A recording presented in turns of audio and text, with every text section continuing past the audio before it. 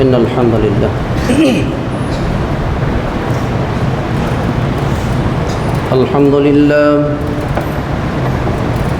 الحمد لله نحمده ونستعينه ونستغفره ونؤمن به ونتوكل عليه ونعوذ بالله من شرور أنفسنا ومن سيئات أعمالنا من يهده الله فلا مضل له ومن يضلله فلا هادي له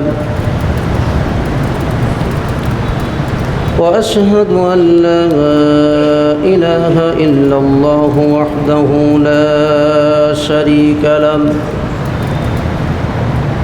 وأشهد أن سيدنا وحبيبنا وطبيبنا ومولانا محمدًا عبده ورسوله الذي أرسله بالحق بشيرا ونذيرا وداعيا إلى الله بإذنه وسراجا منيرا فقد قال الله تعالى في الكلام المجيد وفرقان الحميد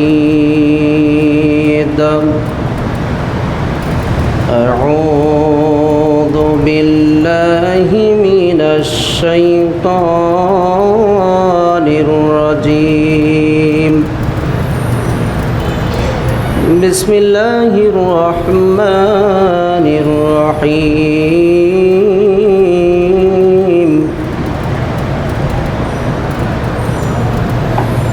لقد كان لكم في رسول الله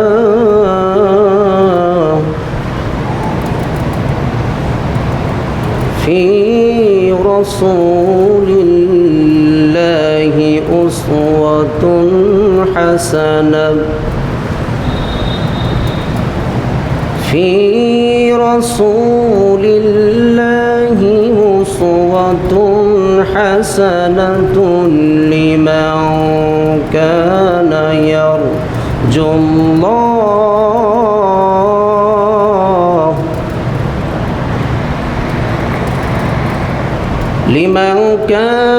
يرجو الله واليوم الآخر وذكر الله كثير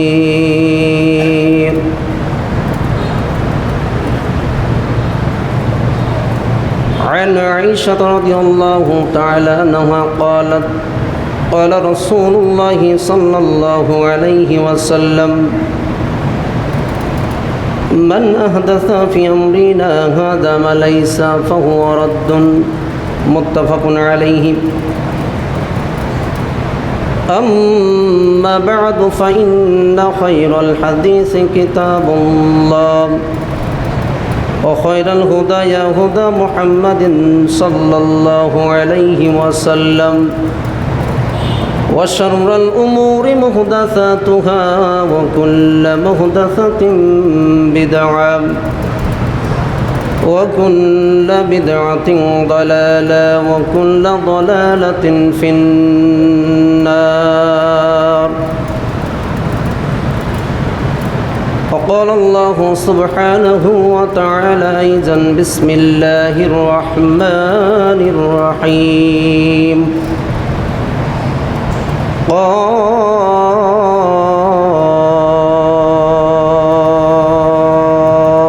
والقرآن المجيد بل عجبوا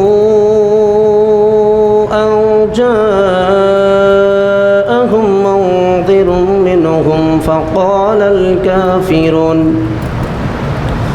فقال الكافرون هذا شيء عظيم أإذا متنا وكنا ترابا ذلك رجع بعيد قد علمنا ما تنقص الأرض منهم وعندنا كتاب حفيظ بل كذبوا بالحق لما جاءهم فهم في أمر مريج أفلم ينظروا إلى السماء فوقهم كيف بنيناها وزيناها وما لها من فروج والأرض مددناها وألقينا فيها رواسي وأنبتنا فيها من كل زوج بهيج تبصرة وذكرى لكل عبد منيب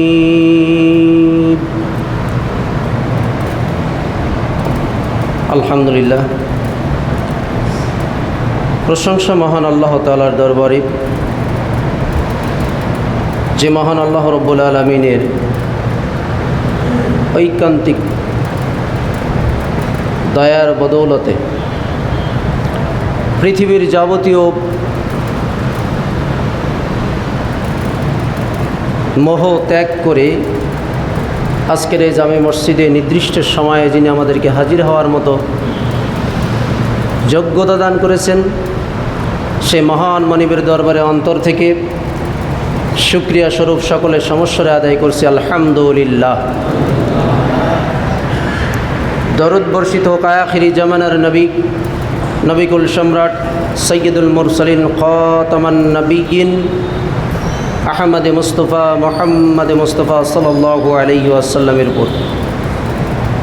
সম্মানিত হাজরিন, খুতবার দায়িত্ব পালনার্থে সূরাতুল আহজাব 33 নম্বর সূরার 21 নম্বর আয়াত তেলাওয়াত করেছি।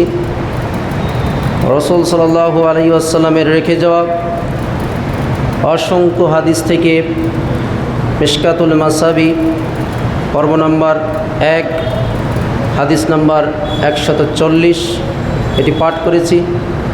আল্লাহ রাব্বুল আলামিন যদি তৌফিক দেন তাহলে অত্র আয়াত এবং হাদিসকে সামনে রেখে কিছু কথা বলে আজকের খুতবা ইতি করব ইনশাআল্লাহ। মা তৌফিক ইল্লা বিল্লাহ, আলাইহি তাওয়াক্কালতু ওয়া ইলাইহি মুনীব ওয়া ইলাইহি মাকান।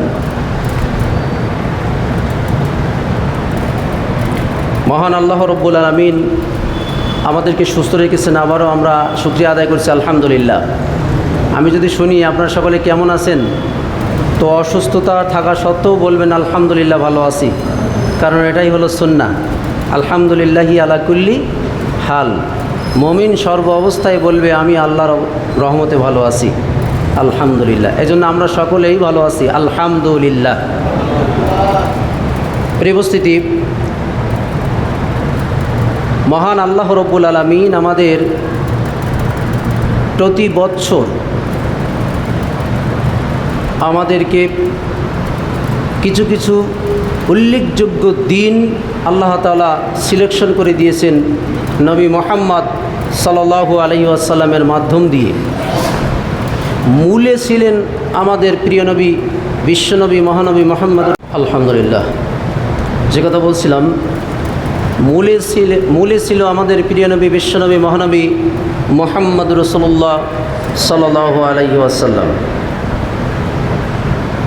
আল্লাহ রাব্বুল আলামিন তার মাধ্যমেই আমাদের জন্য যা কিছু দিয়েছেন সব কিছু আমাদের কল্যাণার্থে, আমাদের মূলে আমাদের প্রিয় নবী বিশ্বনবী মুহাম্মদ সাল্লাল্লাহু আলাইহি ওয়াসাল্লাম। এজ এ মুসলিম হিসেবে আপনি যদি কিছু দাবি করেন, আমি যদি কিছু দাবি করি, তাহলে আমরা সর্বপ্রথম যেই দাবিটা করি সেটা হলো আমরা বিশ্বনবী সাল্লাল্লাহু আলাইহি ওয়াসাল্লামের উম্মত। এটা আমরা দাবি করি, এটা আমার হক, এটা আপনার হক, এটা আমাদের হক।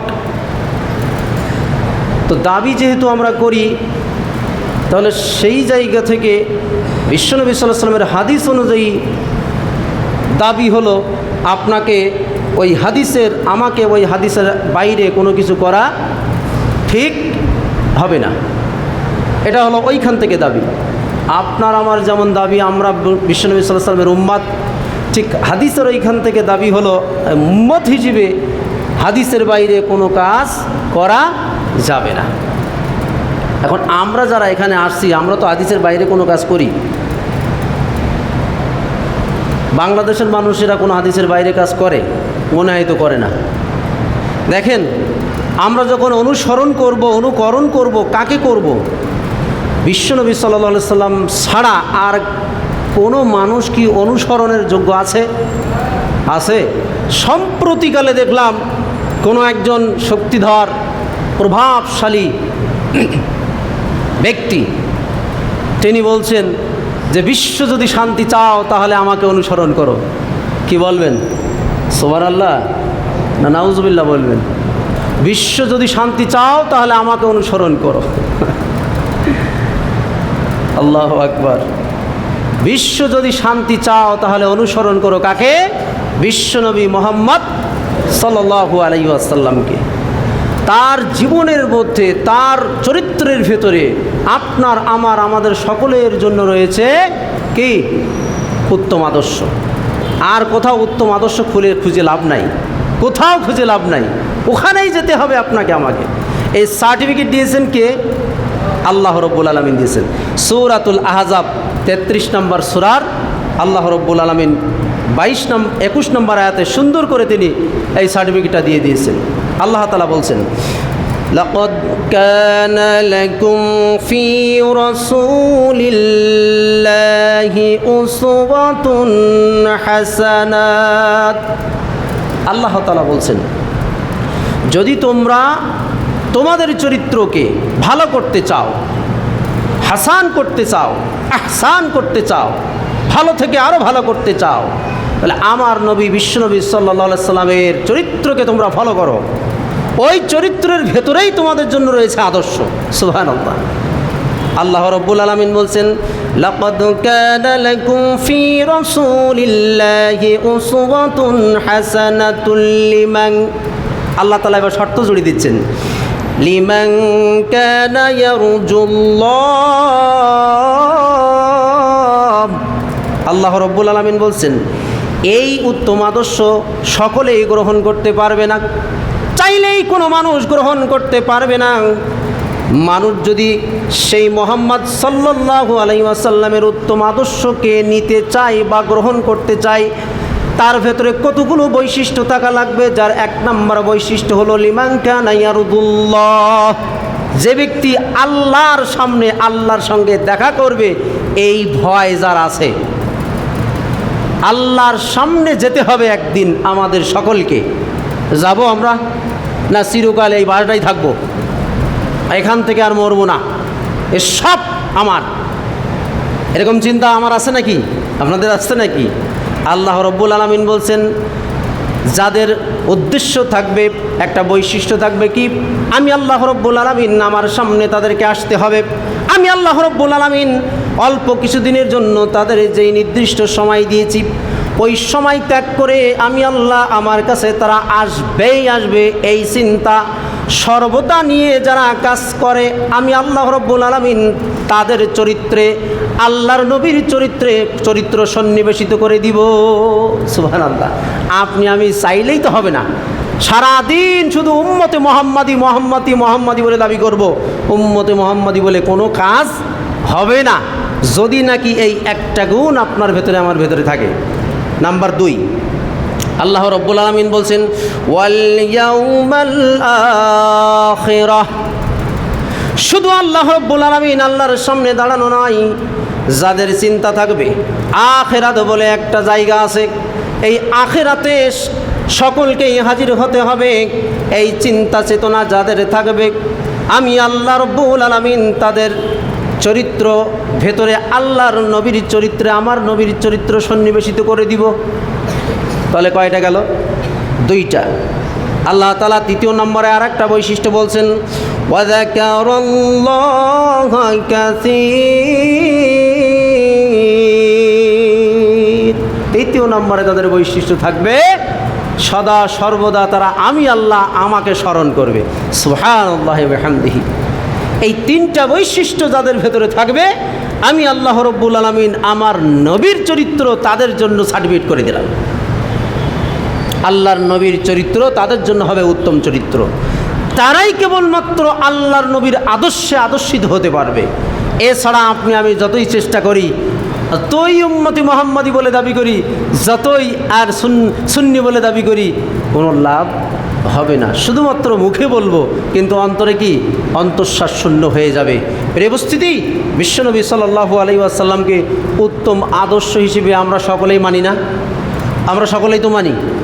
তো মানি, মুখে মানি, কিন্তু কাজে কি মানি? কাজে মানি? আমি এখান থেকে পরপর 5টা 7টা উদাহরণ দিতে পারবো শুধুমাত্র এই ইত্তেবা করার।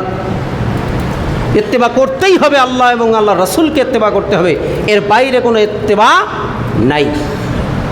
উল্লেখ্য যে আমার আজকের খুতবার আলোচ্য বিষয় হলো ইত্তেবায়ে সুন্নাহ, রাসূল সাল্লাল্লাহু আলাইহি ওয়াসাল্লামের সুন্নাতের অনুসরণ।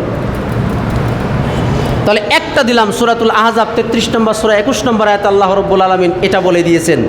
এখন আমি এখান থেকে একটা টপিকস নিব, সেটা হলো উসওয়াতুন হাসানাত। উত্তম চরিত্র কার ছিল?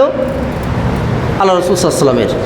এবার আল্লাহ বলছেন ইত্তেবা করতে হবে কাকে? যাকে আমি আল্লাহ উত্তম চরিত্র দিয়েছি তাকেই ইত্তেবা করতে হবে। এর বাইরে ইত্তেবা করলে কি হবে? আপনার আমার কি হবে আমরা জানি? আমি জানি না?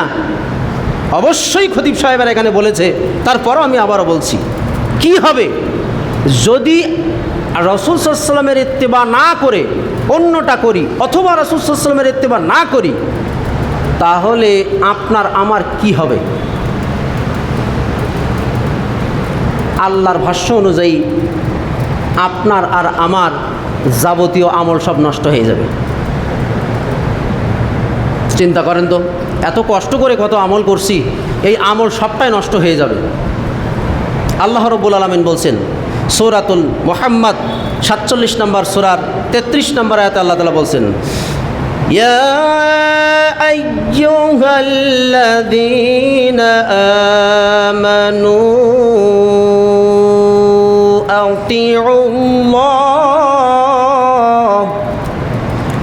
আতিউল্লাহ ওয়া আতিউর রাসূল ওয়া লা তুবতিলু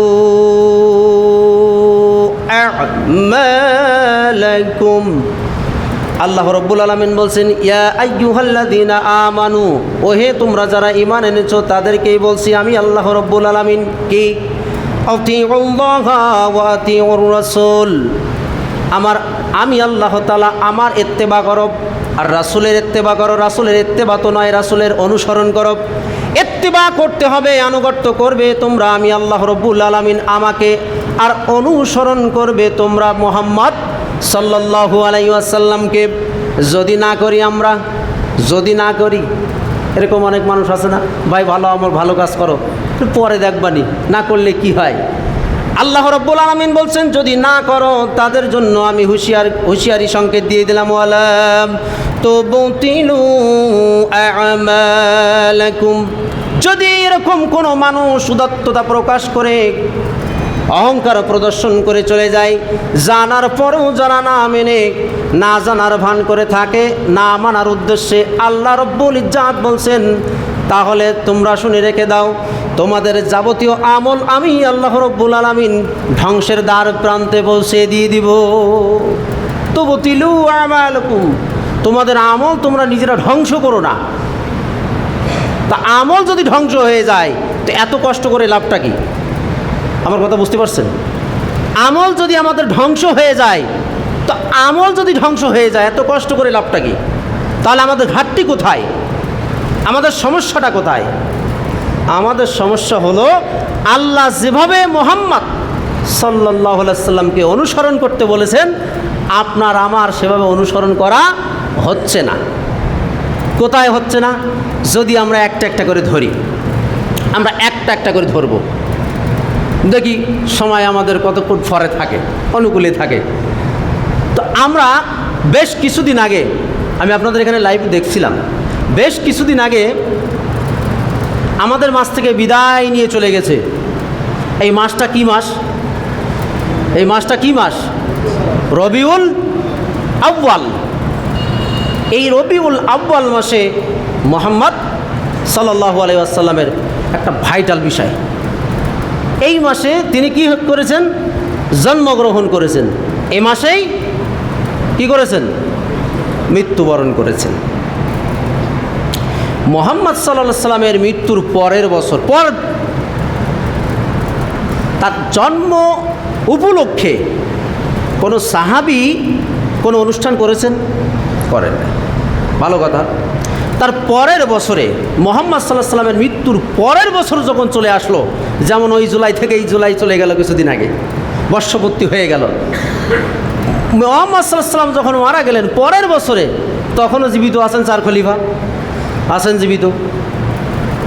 তার ভেতরে একজন জামাই, একজন শ্বশুর, আরও কত রক্তের সম্পর্ক সকলেই, তারা কেউ এই দিনটা পালন করেছিলেন। আচ্ছা, ওখান থেকে পরে অনেক পরে এসে তাবি তারা করেছে। ওখান থেকে রাসূল সাল্লাল্লাহু আলাইহি সাল্লামের মৃত্যুর কত বছর পরে? 594 বছর পরে, মতান্তরে 614 বছর। ভালো করে শোনেন, মুহাম্মদ সাল্লাল্লাহু আলাইহি সাল্লামের মৃত্যুর 594 বছর পরে অথবা 614 বছর পরে এসে এই যে ইরাকের এরবাল নামক শহরের একজন খুব নামি দামি একজন শাসক ছিলেন। দুঃখজনক হলেও সত্য, ওই শাসকের আকীদা ছিল ভ্রান্ত। আকীদা ছিল কি? ভ্রান্ত আকীদায় বিশ্বাসী ছিল। আপনারা সকলেই তার নামটা জানেন, মুজাফফরউদ্দিন কুকুবুরি। এই শাসক সর্বপ্রথম মুহাম্মদ সাল্লাল্লাহু আলাইহি সাল্লামের এই জীবন চরিত তিনি উদযাপন করার জন্য মনস্থির করলেন, এবং ওই সময়ে একজন আলেমও সঙ্গ দিয়েছিলেন। কারণ শাসক একা কোনো কাজ করতে পারে না। শাসক কোনো একটা কাজ করতে গেলে যারা ইসলামী মাইন্ডে দল থাকে তাদের থেকে কিছু লোক নিতে হয়, না নিলে সাধারণ পাবলিক শোনে না, সাধারণ পাবলিকেরা মেনে নেয় না, বলে শাসক কী বোঝে, কোরআন হাদিসের কী বোঝে। কিন্তু একজন আলেম যখন তার পাশে থেকে যখন সেটা বলে, যদিও সেটা ভুল হয়, তাহলে সাধারণ পাবলিক বলে হ্যাঁ আলেম তো বলেছে, ঠিকই আছে। কথা বোঝেননি? বিষয়টা এমন না। তো মুজাফফরউদ্দিন কুকুবুরি বললেন যে এটা পালন করতে হবে, ইভেন অনুষ্ঠান হবে, অনুষ্ঠানে নাচ গান হবে।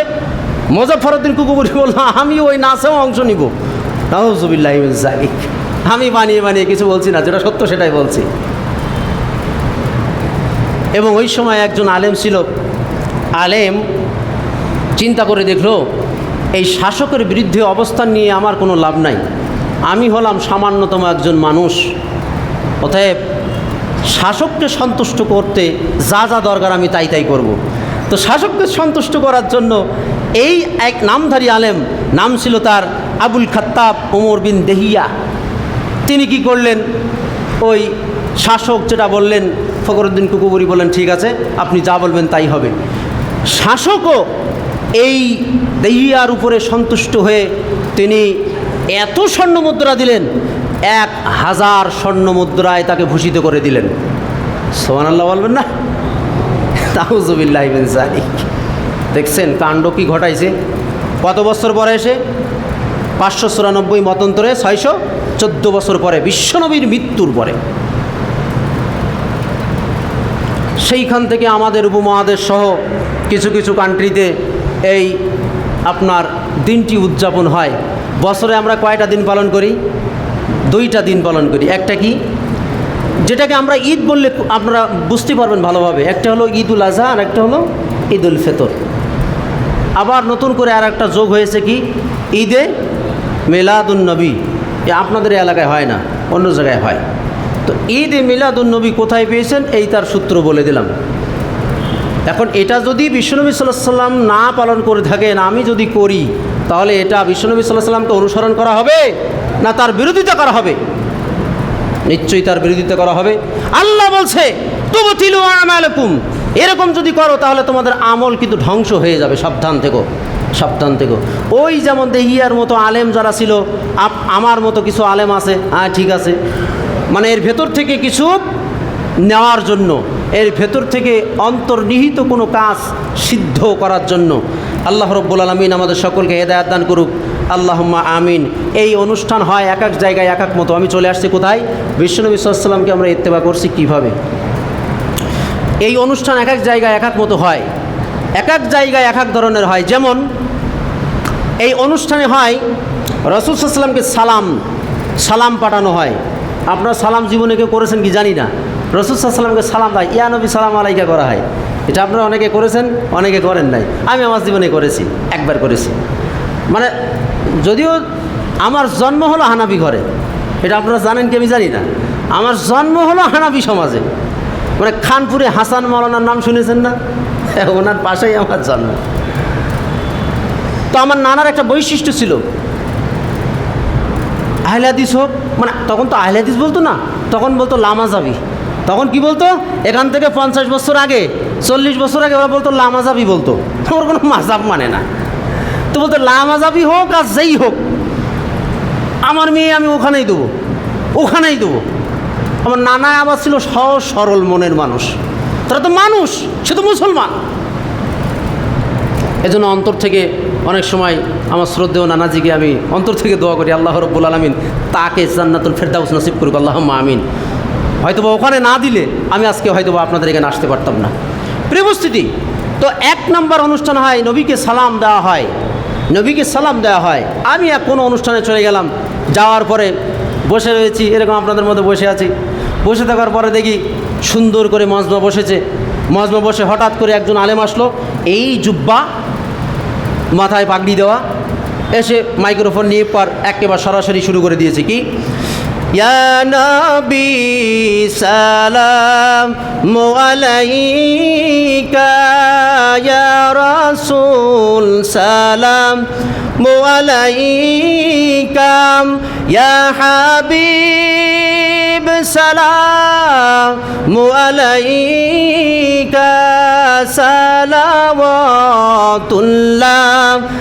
আলাইকা, ইয়া নবী সালামু আলাইকা।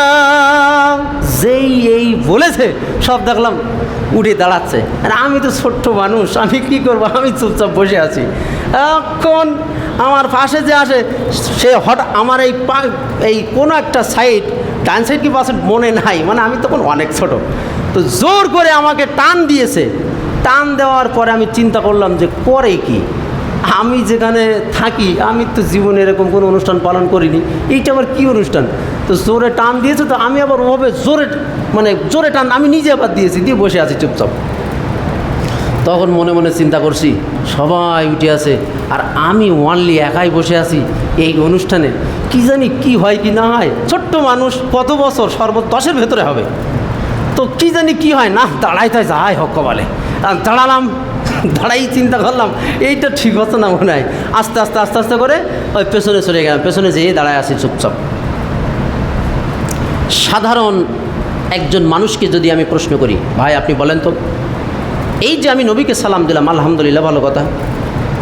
এখন আমি আপনাকে প্রশ্ন করছি, আপনি বলেন এই বাসটাই অ্যাট এ টাইম এখন কিয়াম করা হচ্ছে, অ্যাট এ টাইম এই বাসটাই কিয়াম করা হচ্ছে, অ্যাট এ টাইমে নারায়ণজলে কিয়াম করা হচ্ছে, অ্যাট এ টাইমে আপনার কুশখালী কিয়াম করা হচ্ছে। 3 জায়গায় আলেম অ্যাট এ টাইমে একসঙ্গে তারা সালাম দিচ্ছে নবীকে। আরও মজার বিষয় হলো, দেখলাম ওখানে একটা বড় একটা আসন আছে। আমি জিজ্ঞেস করলাম, ভাই এই আসনটা কার? তোলে আল্লাহর নবী আসবে। কে আসবে? আল্লাহর নবী সাল্লাল্লাহু আলাইহি ওয়াসাল্লাম আসবেন। উনি এসে এই চেয়ারে বসবেন, এই চেয়ারে বসার আর কারোর ক্ষমতা নাই।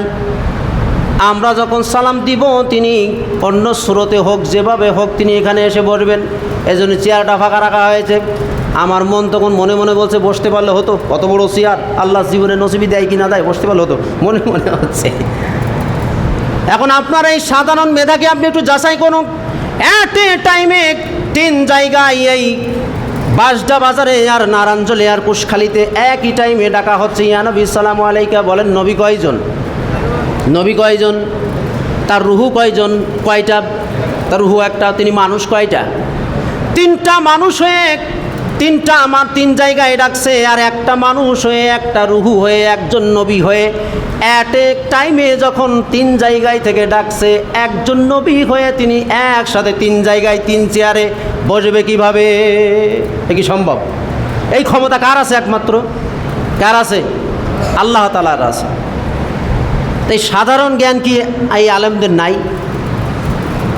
একই সময়ে কিভাবে সম্ভব? প্রিয় উপস্থিতি, এভাবে যদি আল্লাহর নবীর আদর্শকে যদি আমরা গ্রহণ করি, তাহলে আপনার আমাদের প্রত্যেকের জীবনের আমল সব কিছু ধ্বংস হওয়ার দ্বার প্রান্তে চলে যাবে। এভাবে দ্বিতীয় নাম্বারে যদি আমরা আসি, তাহলে মরসি করা হয়। কি করা হয়? মরসিয়া করা হয়। ওই যে বিভিন্ন অনুষ্ঠান করা হয় না, এবছর মরসি অনুষ্ঠানে মনে হয় সম্ভবত 2 জন পায়ের পৃষ্ঠতলে মারা গেছে। আপনারা দেখেছেন না? 2 জন মারা গিয়েছে। আনন্দ উৎসব, 2 জন মারা গিয়েছে। প্রিয় উপস্থিতি, তৃতীয় নাম্বারে আর একটা করা হয়, নবীর শানে শায়ের পাঠ করা হয়। কি পাঠ করা হয়? নবীর শানে শায়ের পাঠ করা হয়। এই শায়ের আপনারা শুনেছেন? আচ্ছা বলেন তো, নবীর জন্ম কয় তারিখে? এই মাসের আপনার সেপ্টেম্বর মাসের আমার সামনে আছে 28তম সংখ্যা 28তম বর্ষ 12তম সংখ্যা আমার সামনে আছে। এখানে আপনি পৃষ্ঠা নাম্বার 25 পৃষ্ঠায় দেখবেন একটা কলম আছে, ঈদে মিলাদুন্নবী কলমটা দিয়েছে। তাহলে নবীর জন্ম যদি হয় আপনার কয় তারিখে? নবীর জন্ম 9 রবিউল আউয়াল, মৃত্যু আর জন্ম জন্ম দেখেন এখানে সুন্দর করে যেটা দিয়েছে, আমি আপনাদের সামনে সেটা উপস্থিত করেছি। রাসূল সাল্লাল্লাহু আলাইহি ওয়াসাল্লামের সঠিক জন্মদিন হয় 9 রবিউল আউয়াল সোমবার, আর 1 রবিউল আউয়াল সোমবার তার মৃত্যু দিবস। কিন্তু 12 রবিউল আউয়াল তার জন্মবার্ষিকী বা ঈদ মিলাদুন্নবী পালন করা হয়। দেখছেন পেস লাগছে কোথায়?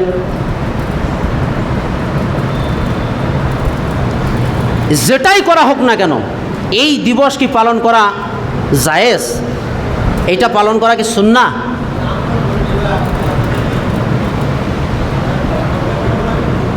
জি জি, আলহামদুলিল্লাহ আমরা করি না। এখন আমরা যেহেতু করি না, তাহলে যারা করে তারা কারা? আমার ভাই, আপনার ভাই, আমার আত্মীয়, আমাদের আত্মীয়। এখন সেইখানে যেই কথাগুলো উল্লেখ করা হয়, এই কথাগুলো আপনাকে আমাকে একটু জানার দরকার আছে না নাই? দেখেন সেইখানে কি জিনিসটা বলছে। ভাই, কথা হবে সুন্নাহ মোতাবেক। আমার কথা আপনার ভালো লাগতেও পারে, নাও লাগতে পারে। রাসূল সাল্লাল্লাহু আলাইহি ওয়াসাল্লাম যেভাবে বলেছেন, যেভাবে করেছেন, চেষ্টা করব আমরা সেভাবেই করা, সেভাবেই বলা। সেটা আমার পক্ষেও হতে পারে, সেটা আমার বিপক্ষেও যেতে পারে। আর এইভাবেই আল্লাহ রাব্বুল আলামিন কুরআনুল কারীম এবং সুন্নাতকে আল্লাহ রাব্বুল আলামিন লিপিবদ্ধ করে দিয়েছেন। সেই অনুষ্ঠান তৃতীয় নম্বরে যে অনুষ্ঠান, প্রথম বলছি কি কিয়াম, দ্বিতীয় নম্বরে বলছি মরসিয়া, তৃতীয় নম্বরে বলছি শায়ের। এই শায়েরে যেই জিনিসগুলো করা হয়, আমরা ছোট যখন ছিলাম তখন আমরা শুনেছি, আপনারাও শুনেছেন। সেই অনুষ্ঠানে একটা কথা বলা হয় যেটা সম্পূর্ণ হলো এক টাটকা বেদাতের কথা, যেটা শরীয়ত সমর্থন করে না। যেমন সুরটা এভাবে দেওয়া হয়, আজ দুঃখ নিব না সুখ নিব, খোদা গো তুমি দাও না বলে, আজ এই দিনেতে রাসূল এলো, আজ এই দিনে সে বিদায় নিল, আজ দুঃখ নিব না সুখ নিব, খোদা গো তুমি দাও না বলে। সৃষ্টির প্রথমে সৃষ্টি যিনি, আরশে মুআল্লাই রেখে তারে, বিশ্ব নিখিলে জানিয়ে দিলে, পাঠাবো মোর আর দিল রুয়ারে, সেই রূপ দেখিলেন বিশ্বজাহান মর সেজদা করিবে, দুলে দুলে আজ দুঃখ নিব না সুখ নিব, খোদা গো তুমি দাও না বলে, আজ এই দিনেতে রাসূল এলো, আজ এই দিনে সে বিদায় নিল, আজ দুঃখ নিব না সুখ নিব, খোদা গো তুমি দাও না বলে। যারা সতর্কমূলক শ্রোতা জোরে নাউজুবিল্লাহ পাঠ করেছে, আর যারা সুরের পাগল বেহুলা লক্ষিন্দারের মতো তারা বলছে হ্যাঁ হুজুরের কাজ একখান করেছে, এইরকম না হলে হয়। বলছেটা কি এটা তো আপনার আমাকে জানা লাগবে ভাই। যে কথাগুলো বলছে এগুলো অহরহ আমাদের সমাজে চলে, এখনও চলছে। কিভাবে চলছে এবার আমি আপনাকে বোঝাচ্ছি। মানে এইগুলো আমি বলছি আপনাকে টাটকা কথা ভাই। আমি কিন্তু সেই মাহমুদপুর থেকে এসেছি, কোনো মানুষের মনে কষ্ট বিন্দুমাত্র, আল্লাহি আল্লাহর কসম করে বলছি, আমার কথায় আপনি চুলের চাইতেও সামান্য অনুপরমাণুর মতো, তার চাইতেও, যেটা অনুবীক্ষণ যন্ত্রতে দেখা যায় না তার চাইতে ক্ষুদ্র আল্লাহে আমার কথায় কষ্ট পাবেন এরকম হিংসাত্মমূলক কোনো কথা আমি বানিয়ে বলছি না। এগুলো বলছি আমি সমাজে চলে। এবার সমাজের বাইরে একটা জিনিস চলে, যেটা আপনাকে আমাকে চোখে আঙ্গুল দিয়ে ফাঁকি দেওয়া হচ্ছে, অথচ আপনি আমি বুঝতে পারছি না। এবার আমি সেদিকে যাওয়ার চেষ্টা করব। এগুলো বললাম আগে ঘটেছে, এগুলো ঘটেছে না, আমরা শুনেছি না, এগুলো আগে ঘটেছে। এখন নিউ স্টাইলে যেগুলো ঘটছে, উপস্থিতি রাসূল সাল্লাল্লাহু আলাইহি ওয়াসাল্লামের সুন্নাত এখন আর ঈদ মিলাদুন্নবী কিন্তু নাই। আমার সম্মানিত ভাই একটা কথা বলছিলেন, এগুলো আমাদের নাই, আমরা এগুলো আলহামদুলিল্লাহ, আমার শ্রদ্ধেয় বড় ভাই, আমি ওনার সাথে একমত, এগুলো আমাদের সমাজে নাই। আলহামদুলিল্লাহ, আলহামদুলিল্লাহ, সুম্মা আলহামদুলিল্লাহ। তো আমাদের সমাজে কি আছে আমরা একটু সেদিকে যাওয়ার চেষ্টা করব। এই উপস্থিতি এখান থেকে 50 বছর আগে যারা গরু রাখতেন, এখানে এরকম মানুষ আছে কিন্তু হাত তুলবেন না আমি জানি, কারণ একটা পেস্টিজের ব্যাপার না। হুজুর আগে গরু রেখেছি এখন হাত তোলা যায়, কি বলেন, এখন নাতি পুতনি সব বড় বড় হয়ে গেছে তারা। হ্যাঁ ধরেন আমি এখান থেকে 50 বছর আগে, যদি আমার বয়স 50 না, গরু যারা রাখতেন তারা একটা কাজ করতেন। কি করতেন বলেন তো? গরুর পালগুলো সব একসঙ্গে করে নিয়ে যেতেন, এখন মানুষের ভেতরে কিছু দুষ্ট মানুষ থাকে না, এরা কথা শোনে না। এই শিক্ষক আছেন কয়েকজন এখানে যারা স্কুলে মাস্টারি করেন, শিক্ষক, এই সব শিক্ষক কিন্তু এক না। যদি 50 জন শিক্ষার্থী থাকে তার ভেতরে 2-1 কিন্তু খুব দুষ্টু থাকে, ওই 2-1 জন্য অতিষ্ঠ হয়ে যায় মাস্টার, অতিষ্ঠ হয়ে যায়। তো মানুষের ভেতরেও কিছু দুষ্টু থাকে, তো ওই গরুর ভেতরেও কিছু দুষ্টু প্রকৃতির গরু ছিল। তো দুষ্টু প্রকৃতির গরু কি করত? পথ দিয়ে যখন যেত তখন অন্যের যেই লাগানো ফসল, এই ফসলগুলো তারা খেয়ে ফেলতো। কি করত? ফসলগুলো খেয়ে ফেলতো। যেই খেয়ে ফেলতো তখন দোষ দিত কাকে? মহাজনকে দিবে না গরুকে দিবে? গরুকে দেয়। আপনার বাড়ির পাশে যে ছাগল খায়, তা আপনি ওই ছাগলের বকেন না ওই মহাজনের যেই বকেন? গন্ডগোল যা কিছু করেন তো মহাজনের সাথে করেন। তো মহাজনকে বকা দিয়েছে, মহাজন চিন্তা করছে, গরু তোর জন্য আমার আজকে বকা শুনতে হলো, কালকে তোর এমন ব্যবস্থা করব আর যাতে না খেতে পারিস সেই কাজ তোর করবো। সারা রাত ধরে কষ্ট করেছে। কি কষ্ট করেছে? সারা রাত ধরে মুখে ঠুসি দেয় না, এখন সারা রাত ধরে ওই ঠুসি বুনিছে, প্রত্যেকটা গরুর মুখে ঠুসি দিয়েছে, প্রত্যেকটা গরুর মুখে ছাগলের যা আছে সব ঠুসি দিয়েছে। এখন পরের দিন গরু মাঠে নিয়ে যাচ্ছে, মাঠে নিয়ে যেতে যেই গরু দুষ্ট গরু, ও এবার চিন্তা করছে আর মনে মনে হাঁটছে, মহাজন তুমি আমার চাইতে বেশি বুদ্ধিমান, আমি এই ফসল খাই বলি তুমি আমার মুখে ঠুসি দিয়েছো, দাঁড়াও আজকে এমন কাজ করব। দেখো এখন পথে যাচ্ছে, যেতে কিছু দূর যাওয়ার পরে একটা ফসল ক্ষেত পেলো, ভালোভাবে একটা ফসল ক্ষেত পেলো। এখন ওই ক্ষেতের ভেতরে যেই অমনি হামলাই পড়েছে গরু, যে কটা দুষ্ট প্রকৃতির গরু যেই কটা, সেই কটা হামলাই যেই পড়েছে। পড়ার পরে মুখে তো ঠুসি দেওয়া, খাওয়া তো যাচ্ছে না, মুখ দিয়ে আর পা দিয়ে এমন হাসলাইছে, ও খেয়ে যে নষ্ট করতো তার চেয়ে বেশি ক্ষতি করে ফেলাইছে। হ্যাঁ, মহাজন পাশে বসে চিন্তা করতেছি, হাইরে গরু করলি কি? তোর তো মুখে ঠুসি দেওয়া না দেওয়াই ছিল ভালো। মুখে ঠুসি তখন যাওয়া হয়নি, তখন অল্প কিছু খেয়ে আমি তাড়া দিলে তুই চলে যেতিস, কিন্তু এখন যে কাজ তুই করেছিস, এখন তো আমার চেয়ারম্যান মেম্বারের কাছ পর্যন্ত সালিশ বিচার চলে যাবে।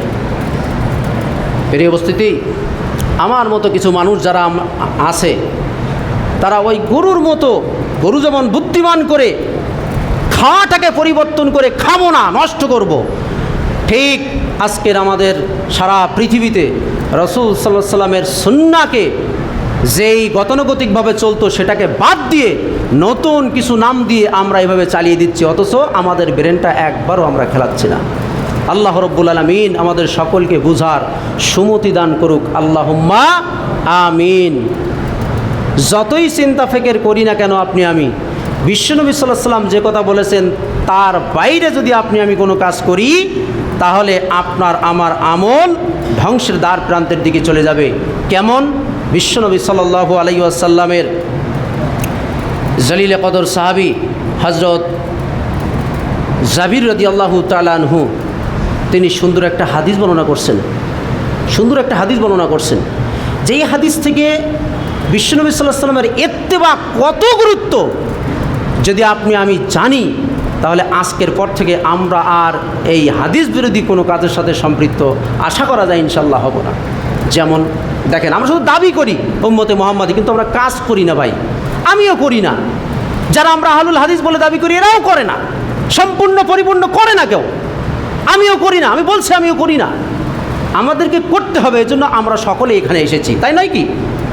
দেখেন যে হাদিসটার কথা বলছিলাম, এই হাদিসটা বিশ্বনবী সাল্লাল্লাহু আলাইহি ওয়াসাল্লাম বর্ণনা করেছেন মিশকাতুল মাসাবি অধ্যায় নম্বর 1 হাদিস নম্বর 194 নম্বর হাদিস। হযরত জাবির রাদিয়াল্লাহু তাআলা আনহু হতে বর্ণিত, তিনি বলছেন যে ওমর ইবনুল খাত্তাব রাদিয়াল্লাহু তাআলা আনহু এর কাছে তাওরাত কিতাবের একটা পাণ্ডুলিপি ছিল। কি ছিল? তাওরাত কিতাবের একটা পাণ্ডুলিপি। তাওরাত কিতাবের পড়া শুনেছেন? আমি সেদিন শুনেছি, কিন্তু আমার মনে নাই। সে একটা কি একটা শব্দ, সে আনকমন মতো একটা শব্দ। তাওরাত কিতাবের একটা পাণ্ডুলিপি ছিল কার কাছে?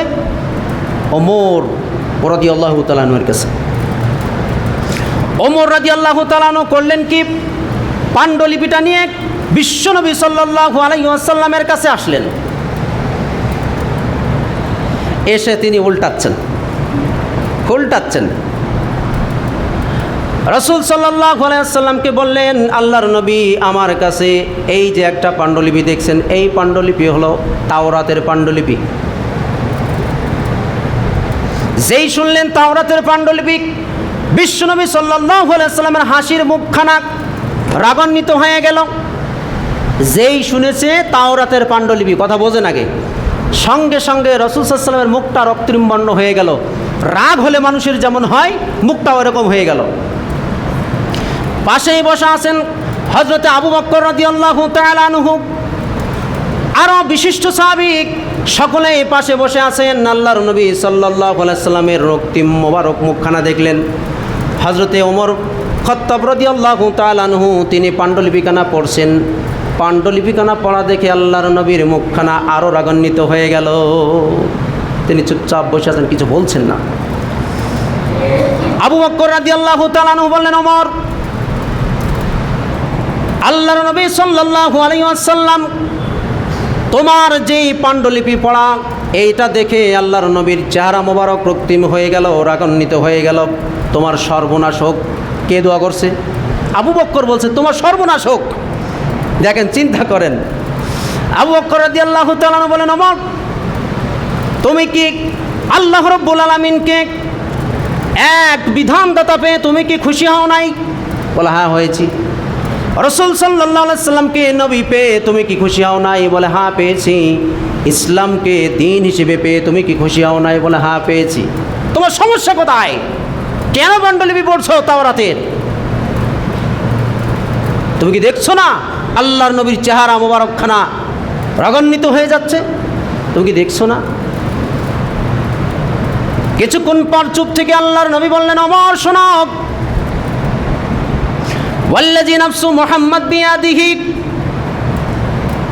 লাউ বাদা লাকুম মূসা ফাত্তাবুতুমুহু ওয়া তারাকতুমুনি লা যালালতুম আন সাওয়াইস সাবিলা ওয়ালাউ কানা হাইয়ু আদবারা নবুওয়াতি লাত্তাবাআনি। ওমর, তুমি শুনে রেখে দাও,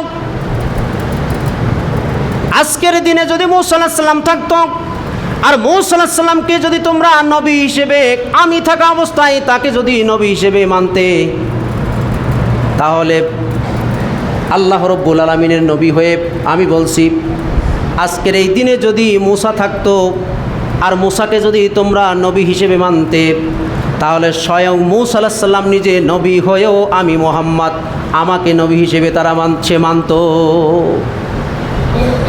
কথার গুরুত্ব কত! আজকের দিনে যদি নবী মূসা আলাইহিস সালাম থাকতো, তোমরা যদি নবী মূসাকে নবী হিসেবে মানতে, আর নবী মূসা জানতো আমি মুহাম্মদ বেঁচে আছি, তাহলে নবী মূসা স্বয়ং আমি মুহাম্মদ সাল্লাল্লাহু আলাইহি ওয়াসাল্লাম আমাকেই সে নবী হিসেবে মানত। নিজে নবী দাবি করতো না, আমি মুহাম্মদ সাল্লাল্লাহু আলাইহি ওয়াসাল্লাম আমাকে নবী হিসেবে সে মানত। সুবহানাল্লাহ! তাহলে আল্লাহর নবীর গুরুত্ব কত, তার মর্যাদা কত!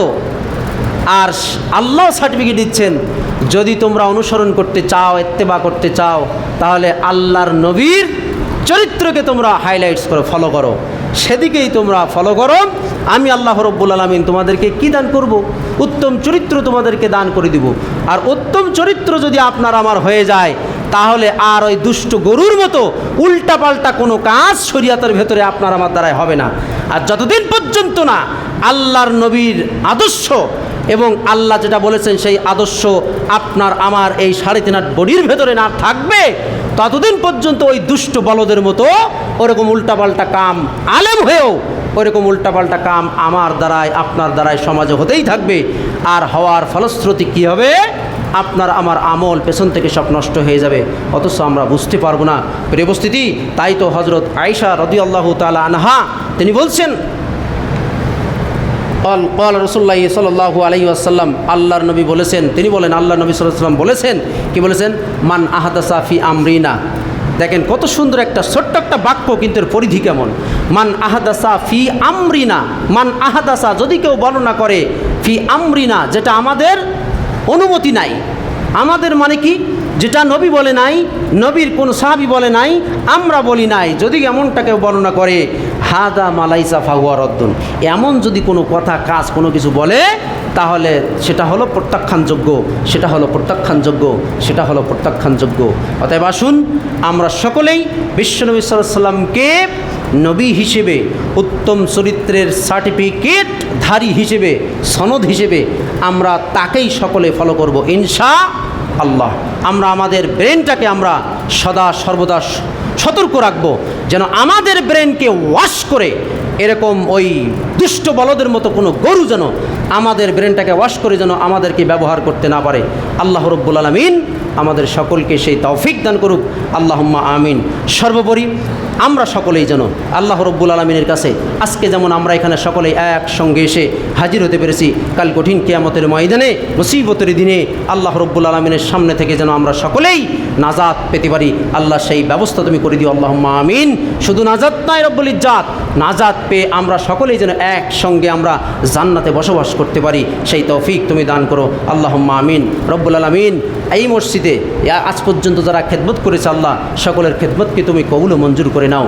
রব্বুল আলামিন এই মসজিদে খুব কষ্ট করে একেবারে প্রাতুষ্যে যারা ফজরের জামাতে যারা হাজির হয়, জামাতের সাথে যারা ফজরের সালাত আদায় করে, আল্লাহ তুমি তাদের নেক আমলগুলো কবুল ও মঞ্জুর করে নাও। রব্বুল আলামিন যারা 5 ওয়াক্ত সালাতকে হেফাজত করে, আল্লাহ তুমি তাদেরকে আরও হেফাজত করার শক্তি তাদেরকে দান করে দাও। আল্লাহ যারা যুবক ভাইয়েরা আসছে, প্রত্যেককে 5 ওয়াক্ত সালাতের পাবন্দি হওয়ার মতো যোগ্যতা এবং ঈমানি শক্তি তাদের সকলকে তুমি দান করে দাও, আল্লাহুম্মা আমিন। রব্বুল আলামিন নিচের মা বোনেরা যারা আসছে, আল্লাহ প্রত্যেককে খাদিজা, আয়েশা, ফাতিমা রাদিয়াল্লাহু তাআলা আনহুমার মতো চরিত্রে গুণান্বিত হওয়ার মতো ঈমানি শক্তি ও জজবা তাদেরকে পয়দা করে দাও, আল্লাহুম্মা আমিন। সর্বোপরি সকলের সংসারে, সকলের জীবনে আল্লাহ রব্বুল আলামিন তুমি অনাবিল সুখ ও শান্তি এবং সমৃদ্ধি আনার ব্যবস্থা করে দাও, আল্লাহুম্মা আমিন। আল্লাহ যারা এখানে আসছে, যদি কেউ দুরারোগ্য ব্যাধিতে ভোগে, আল্লাহ তুমি তাকে শেফায়ে কামেলা দান করে দাও। আল্লাহ যদি কারোর অন্তরে দুরারোগ্য থেকে থাকে, তাকে শেফায়ে কামেলা দান করে দাও। যদি কেউ রোগে ভোগে, আল্লাহ তাহলে তাকে শেফায়ে কামেলা দান করে দাও। যদি কেউ দুশ্চিন্তায় ভোগে, আল্লাহ তার চিন্তাকে আল্লাহ তুমি দূরীভূত করে দাও। আল্লাহ রব্বুল আলামিন যাদের পিতামাতা গহীন কবরে শায়িত হয়েছে, আল্লাহ তাদের প্রত্যেককে জান্নাতুল ফেরদাউস তুমি নসিব করে দাও, আল্লাহুম্মা আমিন। আল্লাহ এ পর্যন্ত যারা দান করেছে এই মসজিদে, সকলের দানকে তুমি কবুল ও মঞ্জুর করে নাও। আমার সামনে আসছে তজিবুর রহমান, একখানা কোরআন দান করেছেন, কোরআন দান করেছেন। হতে পারে কোরআন 10 টাকা দাম, হতে পারে কোরআন 200 টাকা দাম, হতে পারে কোরআন 500 টাকা দাম, হতে পারে কোরআন 1700 টাকা দাম। আল্লাহ টাকা দেখি নাই, আল্লাহ দান করেছে কি? কোরআন। তোমার একমাত্র যেই বিধান, তোমার একমাত্র যেই সংবিধান, সেটি আল্লাহ রব্বুল আলামিন দান করেছে। 1 নাম্বার 2, আল্লাহর ঘর তোমার ঘরে দান করেছে তোমার সন্তুষ্টির উদ্দেশ্যে। আল্লাহ এই কোরআনের দানের ওসিলাতে আল্লাহ তার জীবনের যাবতীয় সগীরা গুনাহ আল্লাহ রব্বুল আলামিন তুমি মাফ করে দাও। আল্লাহ, যারা আমরা দান করতে পারি নাই, আল্লাহ আমাদের সামনে টুপি যাবে, আমাদের সামনে কৌটা যাবে, ওই কৌটায় এই তজিবুর রহমান চাচার চাইতেও বেশি দান যেন আল্লাহ রব্বুল আলামিন আজকে আমরা এখান থেকে নিয়ে যেতে পারি, সেই তৌফিক তুমি দান করে দাও। আল্লাহুম্মা আমিন। 2-1 মনে মনে বলছেন, হুজুর যাই বলেন আমি দেবো না, দিলে আপনি নিয়ে যাবেন। না ভাই, আপনার টাকা কৌটার ভেতরে থাকবে। মন খুলে খালেস নিয়তে আমরা প্রত্যেকে দান করব ইনশাআল্লাহ। আল্লাহ, তুমি আমাদের প্রত্যেকের অন্তরকে জানো, বোঝো। আল্লাহ, তুমি আমাদের প্রত্যেকের অন্তরের খবর রাখো। আমাদের অন্তরকে আল্লাহ রাব্বুল আলামিন তুমি ইসলামের জন্য কবুল ও মঞ্জুর করে নাও। বারাকাল্লাহু লানা ওয়া লাকুম ফিল কুরআনিল আযীম ওয়া নাফা'না ওয়া ইয়াকুম বিযিকরিল হাকীম। ইন্নাহু তাআলা জাওয়াদুন কারীমুন বাররুর রাউফুর রাহিম।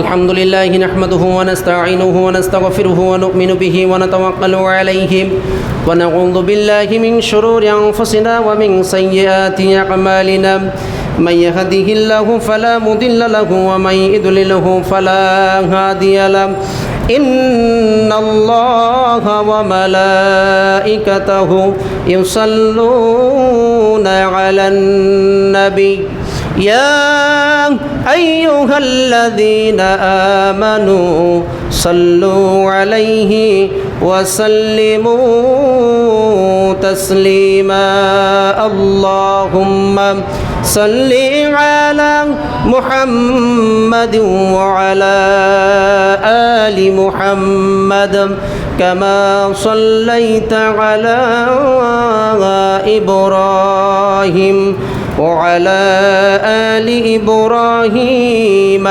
إنك حميد مجيد اللهم بارك على محمد وعلى آل محمد كما باركت على إبراهيم وعلى آل إبراهيم إنك حميد مجيد وصل على سائر الأنبياء والمرسلين وعلى الملائكة المقربين وعلى التابعين الزاهدين الراشدين برحمتك يا أرحم الراحمين اللهم ارزقنا لسانا ذاكرا وقلبا شاكرا وعملا صالحا وحياة طيبا ورزقا حلالا واسعا اللهم اخزِ ذاتنا واشف عاهاتنا واستر عوراتنا وكفى بك مجيبا عليما خبيرا